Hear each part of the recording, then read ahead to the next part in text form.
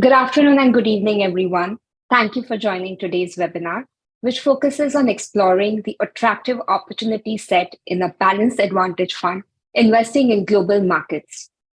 I am Meenal Shah, Director of Financial Products at Kristal.AI. For today's webinar, we have Ankit Agrawal, Director, Investment Advisory, and also part of the investment committee at Kristal.AI. Ankit comes with 10 plus years of varied experience across multi asset investments and global markets.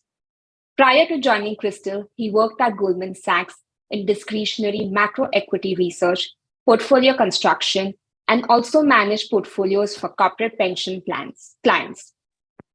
So 2023 has been a tumultuous year with global growth surprising on the upside against consensus expectations. At the same time, inflation has been cooling off, creating in effect a Goldilocks kind of environment.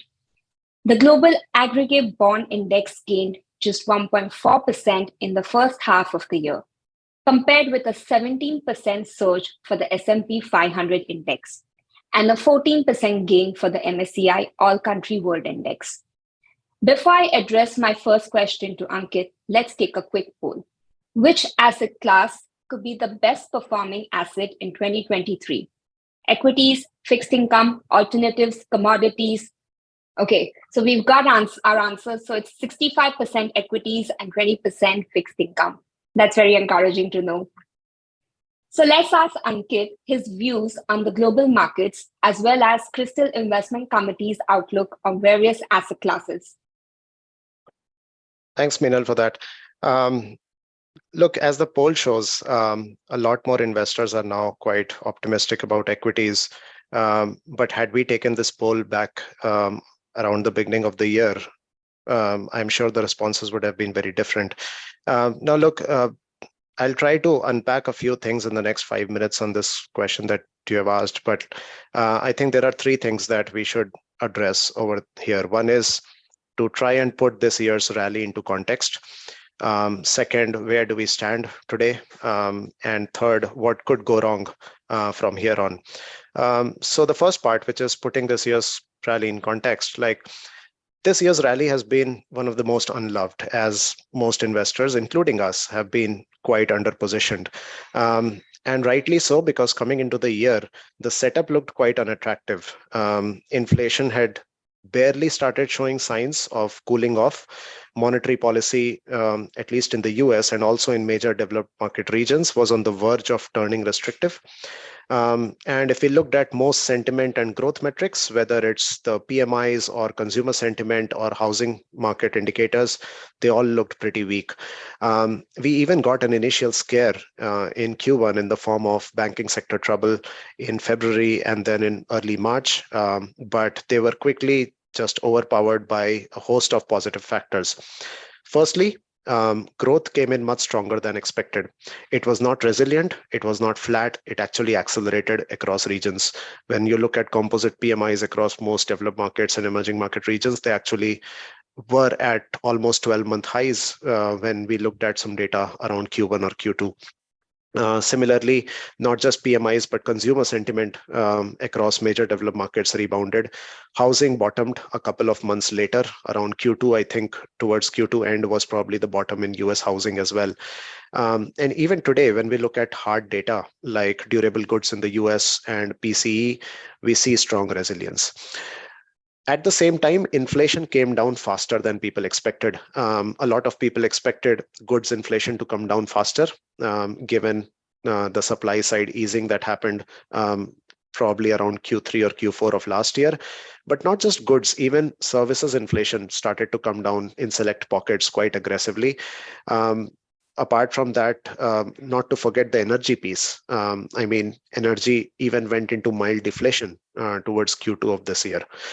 And finally, policy support was brisk when signs of trouble emerged in the banking sector. And I thought that the Federal Reserve's messaging was very much on point over the last 2 to 3 quarters. They were very brisk to act, and they basically nipped the small troubles that we started to see in the regional banking space in the bud. In effect, if you put all of these factors together, growth accelerating, inflation coming down, and policy was very much on point, it created a sort of Goldilocks kind of environment. And clearly, most investors were not at all positioned for this. Since then, a lot of things have happened. S&P has rallied more than 15% this year, Nasdaq close to 40%. Today, the narrative has shifted from expecting a hard landing to expecting a soft landing. And there is an even bigger camp which is now emerging which says no landing, which means that probably equities go higher from here and bond yields also continue to remain at elevated levels. Now, where do we stand?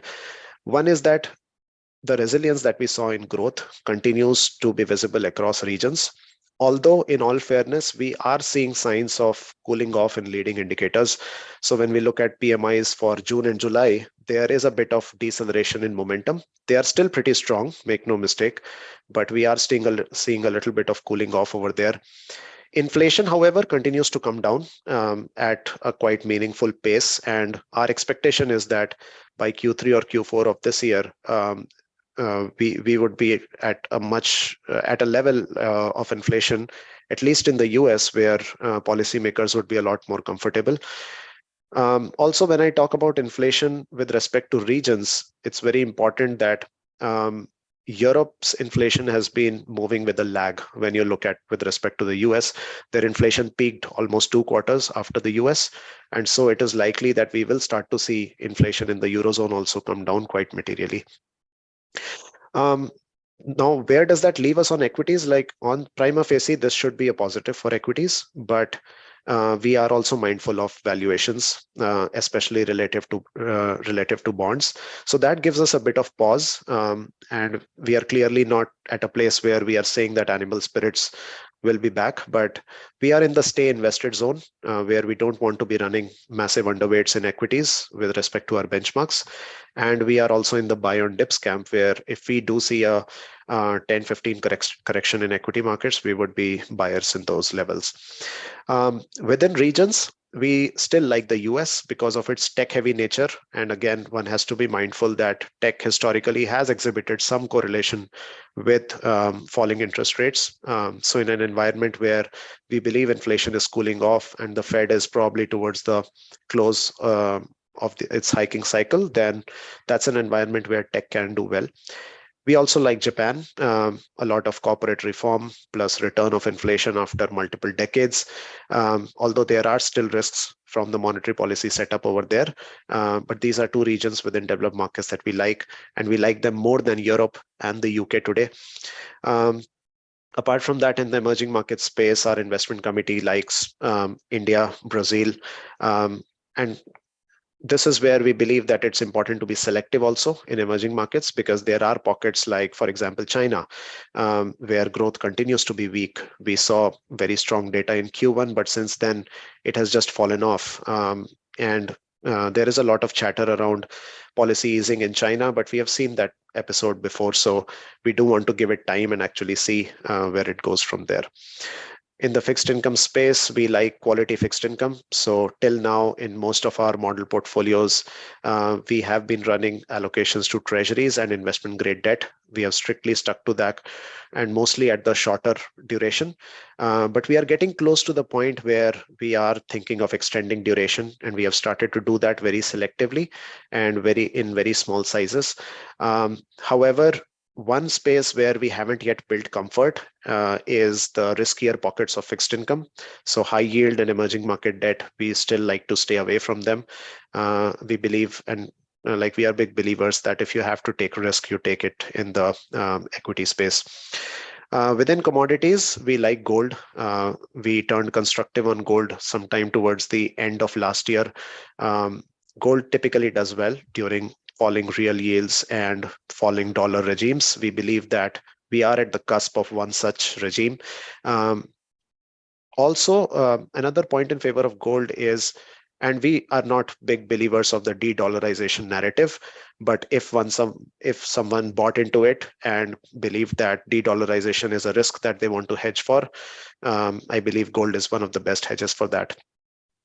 The third aspect, which I wanted to unpack, is what could go wrong from here. Look, in no way, I think, can anyone say with a lot of certainty that these are good times and like we are probably not, like the risk of recession is far off now.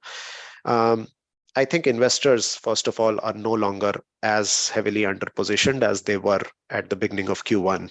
Um, so one has to be mindful that positioning has started to shift. Secondly, certain reliable macro indicators of the past, like an inverted yield curve, are still flashing red. A yield curve, while many dismiss saying that this time is different, has 100% predicted all the past recessions till now, and so it's not an indicator which I think should be just dismissed lightly. So that is something people should take note of. Second is markets are expensive today, not just in the equity space but in the corporate credit space as well. So finally one has to be mindful of that. And then if you start to think about second order effects also, there are a lot of questions that come to mind which I don't believe we are there yet to answer them. But if there is no landing and if demand is not a problem, what does it mean for commodity prices? Does it mean that oil again starts to test $100? What does it mean for inflation? Do we see a repeat of the 70s cycle where inflation comes back? How lagging are these long and variable lags of monetary policy that major central banks talk about? What happens if corporate profits don't meet up to high market expectations?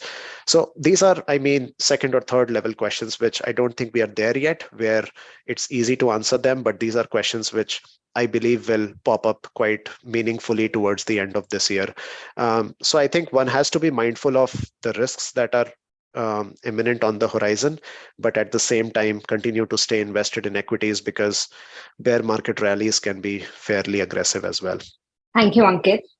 Just a reminder, we have a Q&A box. So if there are any queries, please do drop in.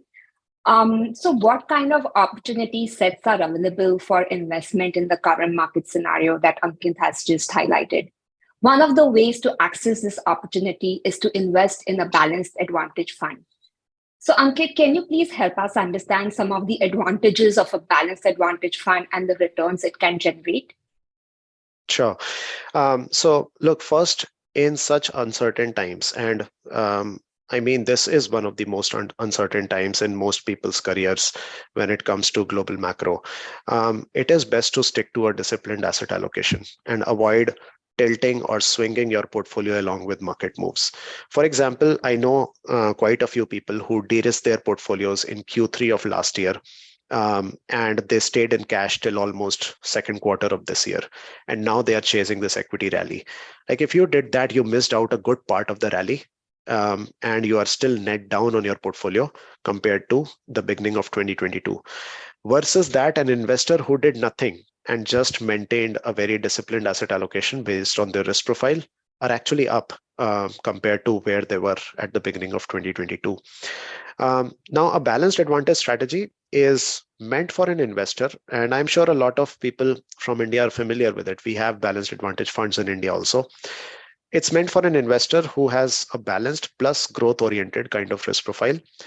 Typically, in dollar terms, we have seen in global markets generating around 9 to 12% annualized returns over a long period of time at roughly 8 to 10% volatility. Now, first of all, this is not a counter cyclical strategy. It will rise and fall along with the market as well. There will be good years where one can generate mid double digit returns like 2017, 2019, 2020, 2021. These were all great years for equity markets. A strategy like this is capable of generating 14, 15, 16% returns during those years. And obviously, there will be not so great years like last year, where a strategy like this could be down 8 to 10%. The idea is to generate superior returns than the market with a much lower volatility and not get sucked into market timing. Now, two things I do want to highlight. Because I know that a lot of Indian investors will immediately start to compare this to fixed deposit rates in India and say that, well, I am getting 7.5% on fixed deposits. Now, First of all, this 9 to 12% is in dollar terms, not in rupee terms. So that's an important distinction to make. The second is this portfolio or this strategy is built to capture upside also. So in a year where equity markets rip through the roof, the strategy is capable of delivering higher returns. The second point I do want to highlight is this strategy is not for investors who like to trade and take short-term views or have a lot have a much larger growth oriented outlook. So what I tell investors normally is to have your core portfolio in a strategy like this, which is more like a set and forget. You basically invest 50 to 60% of your portfolio in a balanced advantage kind of strategy. You know what to expect and you sleep on it for 2, 3 years. And then there is a portion of your portfolio which you can call the satellite portfolio, where you kind of swing the bat with more tactical, short term, or riskier stuff and try to generate more returns.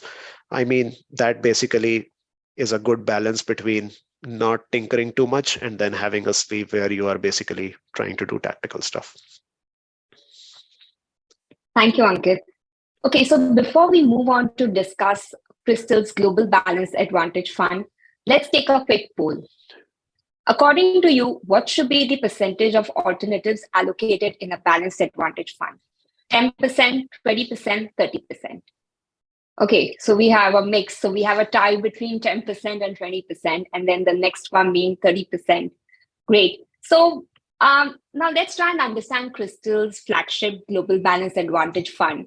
It's a multi-asset fund of fund that invests in a thoughtfully constructed portfolio of asset classes and best-in-class products with regular rebalance and built-in tax efficiency. This fund has been created using Kristal's VCC structure based out of Singapore, and Kristal Singapore is the licensed fund manager. The fund offers diversification benefits to invest across asset classes, geographies, and liquidity profiles. It also offers fractionalized access to niche investment products and themes which require high minimums on a standalone basis. The fund has a simplified fee structure where there is no performance fee, no upfront fee, sales charge, but only a management fee. All rebates received from manufacturers or Kristal are credited back to the fund. The fund's strategy is to invest in a diverse set of asset classes, keeping in mind a long-term time horizon and providing monthly liquidity to its investors. This fund will not invest in crypto assets, unlisted equity, or pre-IPO stocks and PVC funds. I would request Ankit to take us through the fund strategy, asset allocation, and the performance matrix. Sure, thanks, Meenal. Let me share my screen. Please let me know if you can see it. Yeah, we can see it. Okay, great. So look, it's called the Kristal.AI VCC Global Balanced Advantage Fund. Whatever we have talked till now about the same principles around the strategy, around the behavioral aspects of investing as well, we have tried to package it all together inside a fund of fund. So what it is essentially is a global multi-asset fund of fund with zero external leverage, and it targets long-term capital appreciation.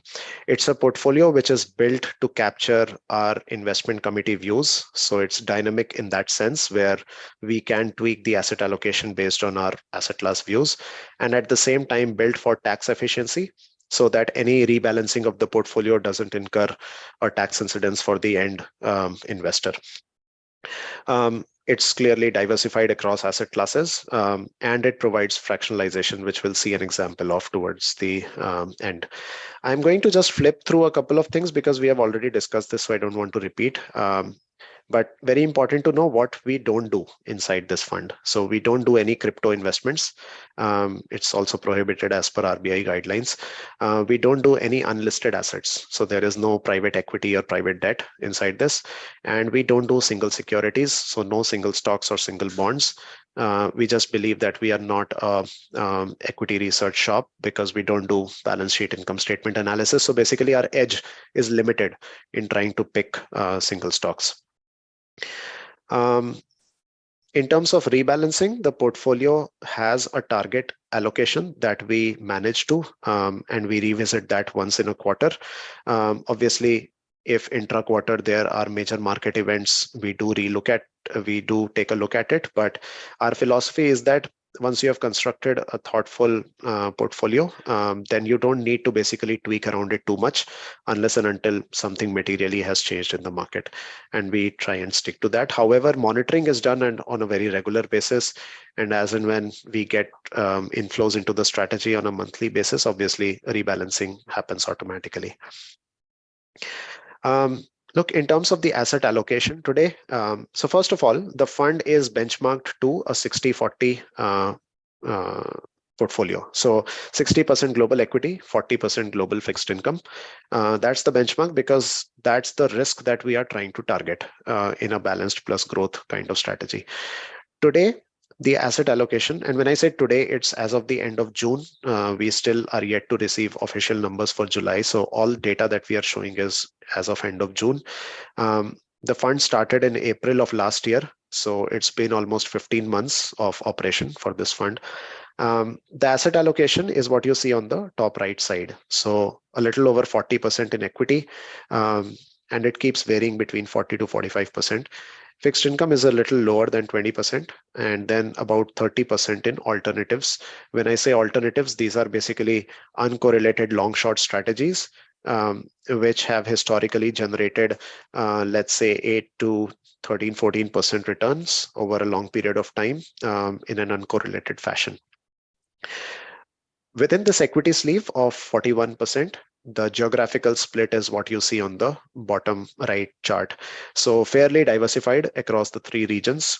One can even argue that a slight US underweight and a slight emerging market and other developed markets overweight.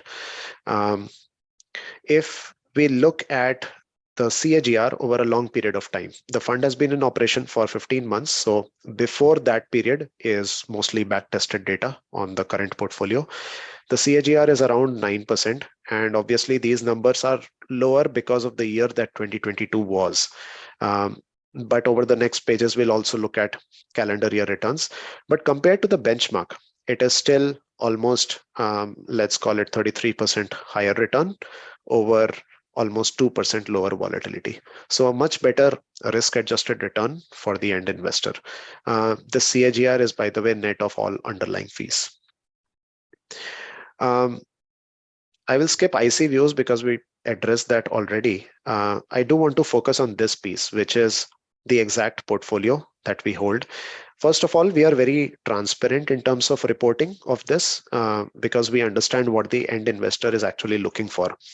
He or she is looking for a strategy where there is disciplined asset allocation, where product selection has been very thoughtful, where there is timely rebalancing, and very transparent reporting.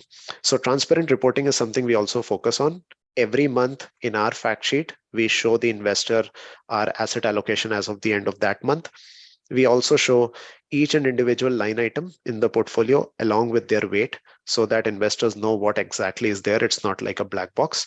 We show the monthly returns, the usual return metrics, and we also have a commentary around what happened in the market this month and what have we done in the portfolio. So in that sense, it's very clean and transparent. Now, in each of these asset classes, so if you look at the equity portion, which is the topmost portion of 41%, there is a healthy blend of core equity views and thematic views. So on the core side, we have exposure to the three major equity regions, which is the US, other developed markets, and emerging markets. And on the thematic side, we access two themes, which we believe are long-term themes. One is global technology, which we access by a Fidelity fund, and ESG, which we access via a Goldman Sachs fund. Now, we are very thoughtful around where to pick an ETF versus a fund. So for example, in the US markets, typically we go for an ETF because a lot of information symmetry, and generally we have seen fund managers struggle to generate alpha, as is the case with Indian large caps also. But outside of the US, relatively easier, especially in the thematic pockets, like we have gone with a Fidelity fund simply because it's a lot more diversified. You could have taken exposure to NASDAQ, but NASDAQ is 30% of just Apple and Microsoft. So we didn't want a very concentrated kind of exposure. Similarly, in the ESG space, we could have picked an ETF, but most ESG ETFs load up on the mega cap tech names only. And then you are already getting exposure to those in other pockets. So we have been mindful to basically pick funds which offer something more than just a passive ETF. And where we have seen the funds don't offer anything, we have simply gone the ETF route. For example, in the fixed income space, we have gone the ETF route, and we have exposure to treasuries and investment grade corporate debt. Um, Within treasuries, for a long period of time, we just had short duration exposure in the 1 to 3 year ETF. But in the month of, sorry, I think, I don't know if you guys are also seeing this. Yeah, it is. Okay, okay, maybe better. Um, we have also added now in the fixed income space the 7 to 10 year ETF. Like we are now getting, as I mentioned earlier, close to the point where we want to start adding some duration, and also mindful of that we were running a massive duration underweight versus the benchmark. So we have tried to correct that a bit. In commodities, we like gold for the reasons I mentioned before. Uh, and we also have an allocation to something called carbon credits, which is a long-term structural theme, playing on the fact that maybe European companies will be incentivized to control emissions, and that will basically increase the price of carbon contracts over there. So it's a very niche theme, slightly risky also, which is why its weight is quite low in the portfolio. And then the bottom 5 funds, which are these, are a lot of funds which people who have invested in Kristal would be familiar with. So these are all long short strategies which are uncorrelated with broader equity and debt markets, and have for a long period of time delivered strong performance on reasonably lower volatility. All of these funds we have been tracking for a long period of time and developed quite a lot of comfort with all of them. Um, Most of these funds, actually, the alternative sleeve last year were up anywhere between 7 to 12%. So despite the fact that equity and debt markets struggled, this sleeve carried us quite a bit in the last 1 year. Now, obviously, this fund has been in operation for 15 months, but we also wanted to show that what happens in good years. So over here, these two bar charts, which is the dark blue bar for 2022 and 2023, these are live returns of the fund, but all before that is basically backtested data. So again, you can see that in 2017, 19, 2020, and 2021, which were good years for equity markets, the fund is capable of delivering double-digit returns, in most cases better than the benchmark. And then obviously there will be muted years like 2022 and 2018, where it would struggle just like broader markets. However, the expectation is that over a long period of time, like what you see on this line chart, we perform much better than a 60-40 portfolio because we are able to do better risk management and have a disciplined asset allocation that brings about diversification benefits. This chart is simply saying that at the end of 2016, if somebody invested $100 in both the 60-40 and in this portfolio, what your $100 would have grown to by today. This is the live track record. This chart is also there in the fact sheet every month. So this clearly shows our cumulative performance since inception, and alongside shows how the 60-40 has performed. So for example, last year, when we started this fund in April, we were down about 5.7%. And considering what happened in global equity and debt markets last year, and if somebody told me that I would deliver 5.7% negative, I would have still taken that. 2023 has been quite decent till now. We are up 6.8% in the first 6 months. So very much on track to have a double-digit year as well. July's official numbers are not out, but again, expecting it to be close to 1.8% positive.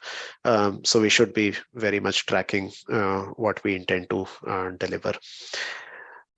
This is simply the benefit of doing a fund of fund or a model portfolio strategy versus a DIY investing approach. So one is taxation that we have discussed, but more importantly, fractionalization. Like if you had to replicate this portfolio in a private bank, you would require at least $500,000 to $1 million of corpus. With this, you can start with as small as 50,000 and maybe even do an SIP in it for the upcoming months. And the third aspect is fees. The fee structure, which Meenal will touch upon in a minute, is very transparent. There is no performance fee. There are no hidden charges. All retro sessions from the funds that we receive are put back into the fund of fund. So Kristal does not retain any of it. There are no upfront sales charges or exit loads on any of the underlying funds that are there inside the fund of fund. So in that sense, it's a very clean structure to have. So, and the incentive behind developing this was to basically say that, look, these model portfolios that we have created, we are basically providing the same sort of advice to a large set of clients, and they all have to do this, put in large amount of corpuses to actually be able to replicate this. Why don't we just package into something which solves everyone's problems and at the same time enables us to achieve a lot more scale? So that was the motivation. The portfolio manager is Ashish, and I serve as the advisor to him. We are both backed by a very strong investment committee, which where we have people coming from different backgrounds, having worked in multinational banks for multiple decades. So yeah, and those are the views which I talked about in the earlier part of the meeting. Meenal, if you would like to Yeah, take people through the commercials, and then yeah, we can take questions probably. sure. Thank you, Ankit. So this fund is available for investment to all accredited investors through Kristal's platform. And the key terms are, so the minimum subscription amount is 50,000 US dollars. Subsequent investments can be done in multiples of 20,000. The management fee is 1.25% per annum. There is no performance fee. Subscriptions and redemptions are on a monthly frequency. There is a lock-in of 6 months, and we have redemption fees, which is essentially 2% for less than a year and 1% between the first and the second year. So after year two, there is no redemption fee. Some of the service providers that we work with, so because this is through a VCC, we have an administrator, licensed administrator, which is JTC. We have our auditor, which is JPS Practice. We invest through prime brokers like Interactive Brokers. And anyone investing in this fund will essentially get Class A shares. Right. So, Ankit, we have a couple of questions. Do you want to take those up? Sure. Shall we start with the first one? How is this fund different from the Athena fund? Look, Athena, so first of all, I would say there are a couple of differences. One is that Athena is slightly more growthier in terms of its risk profile. The fund is benchmarked to 70-30. So over time, the objective is meant for a slightly more growth-oriented investor. The second is that while I mentioned about the core and satellite sleeve, where I think of this portfolio as your core, and in the satellite portion, you do things like your fixed coupon notes, or let's say your private markets and single stocks and all of that. I think Athena is a complete package of that. So Athena also does satellite stuff inside it, where you have different stocks, you have certain single bonds, you have fixed coupon notes and all of that inside the fund. So I would say that an investor who is targeting higher growth, higher returns with slightly more volatility, if they want to look at Athena, I think that's a better proposition. This is more for people who want stable returns over a long period of time and more a part of their core portfolio. How often and efficiently the rebalancing of the portfolio will happen?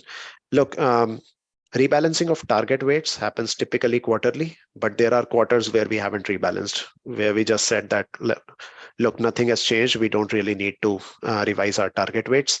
Now, in terms of rebalancing our portfolio to target, I think by default it happens on a monthly basis, because as and when we receive new cash into the fund, we basically deploy it so that we get as close to target weights as possible.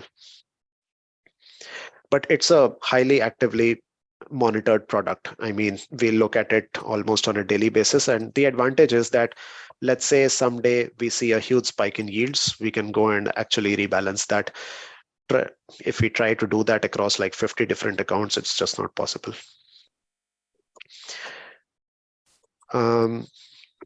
As cash 4.2%, how much maximum the fund can remain on cash, and for how much time the fund? Look, typically our cash levels have varied between 3 to 7-8%. There are very rare environments where we have ran on lower than 3% or higher than 8%.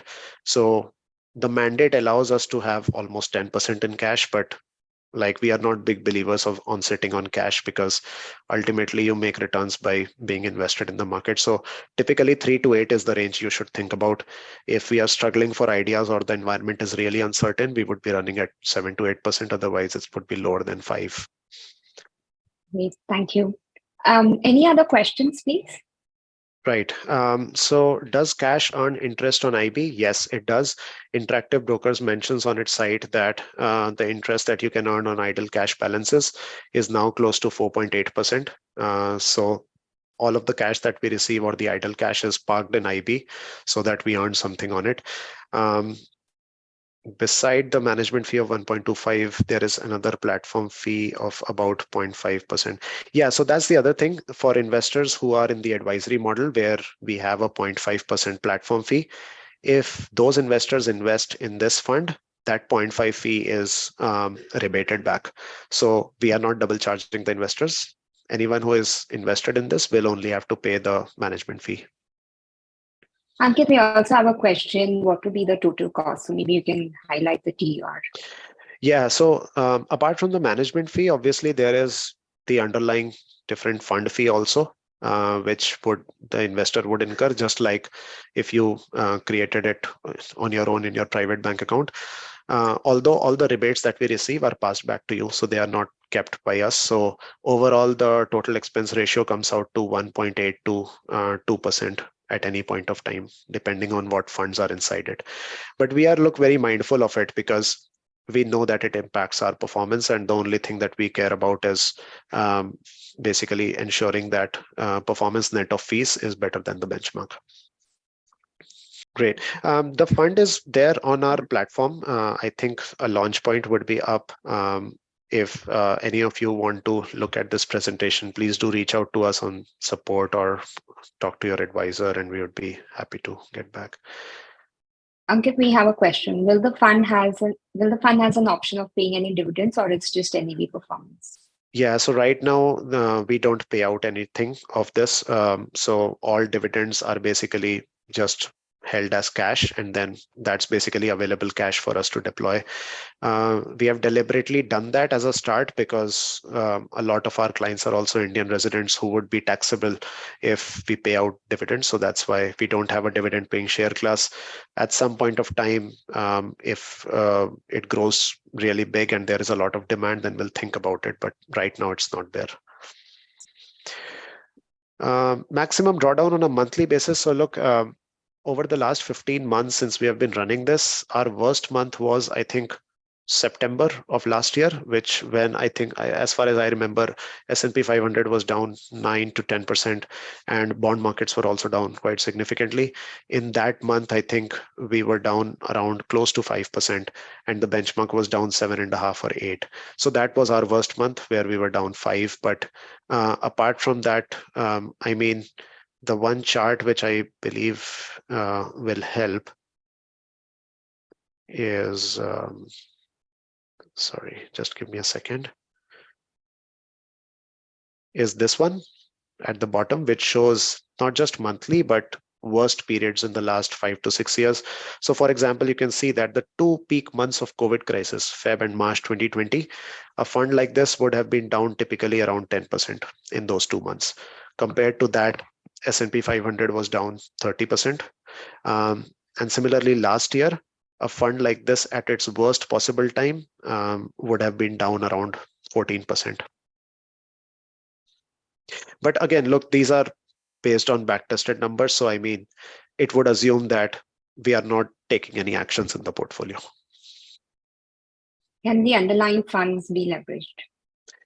Underlying funds can be leveraged, but they are internally leveraged. So I mean, for example, most hedge funds are leveraged funds, but it is internal leverage. So any cash that you invest in the hedge fund, it's a fully funded investment for you. So you can lose basically at max your invested capital. But there is no external leverage that we will take inside this fund, and that's as per RBI norms also on LRS. What is the P of the portfolio and what is the investing style? I'm sorry, I don't understand what you mean by PE of the portfolio. I mean, Yeah, so maybe that is something you could clarify. Investment style of the portfolio, as I mentioned, we don't have a particular style tilt. Like there is no inherent value bias or growth bias in the portfolio. We do try to remain style agnostic, but look, at some points of time, if it becomes very clear that the macro environment has shifted where growth is certainly going to do very well, then you could see investments coming into it which are more growth oriented.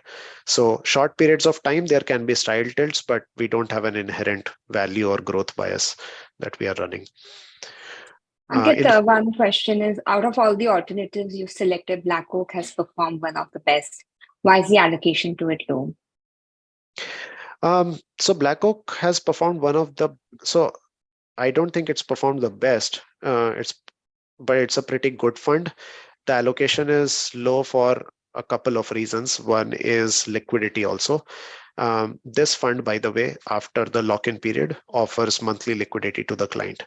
Now, there are two funds inside it which have quarterly liquidity. One is Sona and the other is Black Oak. So we are mindful that any fund which has worse than monthly liquidity cannot be a large portion of the portfolio. Now, Sona had a much larger allocation earlier because Sona was basically shutting down, not shutting down, basically they were just um, going into a phase there where they were no longer accepting new subscriptions or new money. Um, so because of that, when we started the fund, we did a bigger tranche in Sona at the beginning to capture that, and hence Black Oak was very small. As and when the size of the portfolio has grown and Sona's allocation has come down, Black Oak's allocation has started to go up. So I think the target weight to Black Oak is around 5%. And very soon, in a couple of months, you will see it at 5%. But we don't want to go over that because of the liquidity profile. Underlying credit fund and other hedge funds, is it all liquid credit and is MTM, or they contain illiquid credit loans, etc.? Look, it is 95% liquid credit. So they have monthly NAVs that they publish. But yeah, there are certain funds who would, let's say, do a small sleeve of private credit inside it. That is something which is allowed in their mandate. But everything is mark to market. So there is no illiquid element where we are not sure of what the NAV is. It's all the NAVs are monthly in this fund. In fact, we are people who have stayed away from illiquid credit because I do believe when I talked about these risks that credit is one of the first places where risks start to appear, or cracks start to appear, and more so in the illiquid credit market because of the information asymmetry. You just don't know what those ratings are and how to value them clearly. So that's why we have deliberately stayed away. Can you please repeat the liquidity profile for alternative schemes? So, all right, I'll just show it on the screen once more. So for each of these 5 alternative funds, apart from Sona, which is the third line item, and Black Oak, all others have monthly liquidity. These 2 funds have quarterly liquidity, because of which we try to make sure that the weight of Sona and Black Oak never exceeds 10% of the portfolio. But apart from that, all the other 3 funds have monthly liquidity. The fund of fund overall has monthly liquidity after you are through the lock-in period. Okay, do you want to take up the next one? Are you able to see the underlying portfolio when you do DD? Do you get better transparency versus other investors in the underlying hedge fund? Not on a regular basis. So, for example, funds like AVM, they release their newsletter and fact sheet from time to time, and we basically go through that. We have a good sense of the kind of views that they are taking, but how they are expressing that views and all, if that information is not there in the newsletter, we generally don't get a sense of that. However, we do have conversations with these fund managers on, let's say, maybe once or twice in a year. So those are the times where we get a much better picture of what they're actually trying to do. But apart from that, we basically check a couple of things. One is that, are they sticking to their investment philosophy? For example, if AVM claims that they are uncorrelated with equity and debt, are they continuing to do that? Are they continuing to be low vol? Is their risk profile fluctuating? Are they taking a style bias? Are they taking views in markets which are just very difficult to see through? So these are a couple of checks that we have, which is why I would also say that, for example, AVM has had a tough few months in the last in this year, and I think last year also for some part they struggled, but their philosophy has remained the same. I mean, they continue to be very clear about what has worked and what has not. They are still uncorrelated with equity and debt, still taking views on a macro level, not deviating from their style. So we do have comfort with that. All right. So, thank you everyone for joining our webinar today. We will be releasing a poll after this webinar, so it would be useful if everyone can fill in that. That would be helpful. And in case of any further queries, please feel free to contact your advisor, or, happy to get queries from you on support@Kristal.AI. We are always available if you have any questions on this product at all. Thank you, Thank you, Ankit. everyone. Thank you, everyone.